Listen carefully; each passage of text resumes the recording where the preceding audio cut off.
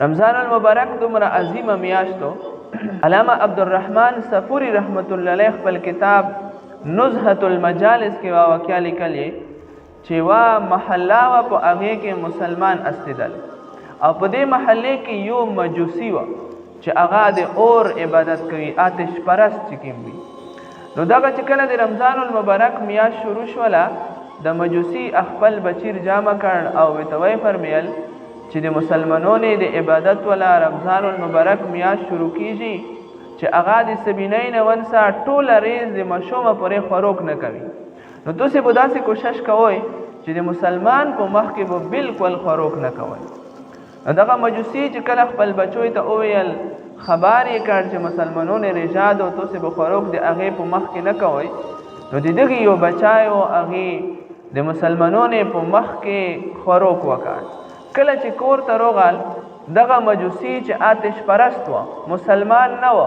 هغه په دې خبره باندې چې تو د مسلمانانو په مخ کې خوراک ویلې کړه دا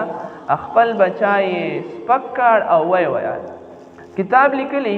چې کله دغه مجوسی مړ شال، بعد کې چا په خوب کې ولیداله او دای په جنت کې ګرځیدل او هغه حیران شال، پوښتنه یې وکړه چې ای مجوسی ته خو ایمان نه و او د کوم انسان چې ایمان نه وي هغه جنت ته کله نشي داخله ده، نو ته څنګه په جنت کې ګرځې؟ نو دغه مجوسی په جواب کې ته فرمایي چې مو واقعي ایمان نه و، زه آتش پرست و، خو یوارې د رمضان المبارک میاشت چې شروع کېدله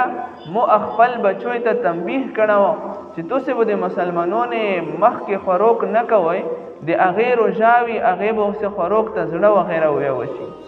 نو په هغې وجه باندې مو یو بچي داسې څه غلطي کړې وه، په هغې غلطۍ باندې مو خپل بچای وویل او سپک کړه مې وه. د رمضان احترام په وجه باندې الله جل جلاله مو ته ایمان نصیب کړ او ټول ګناهونه مې معاف کړ، الله پاک جنت ته داخل کړ. نو چې کله یو انسان د رمضان المبارک صرف احترام کوي، په احترام باندې الله جل جلاله دمره درجات ورکوي چې ایمان وته نصیب کوي او ټول ګناهونه یې معاف کوي، جنت ته داخلوي. به مسلمان چې هغه رمضان المبارک د ایمان په حالت کې روژه لري او ظاهرا او باطنا د خپل روژې خیال ساتي، نو دغه انسان ته الله جل جلاله به څومره بدله ورکوي.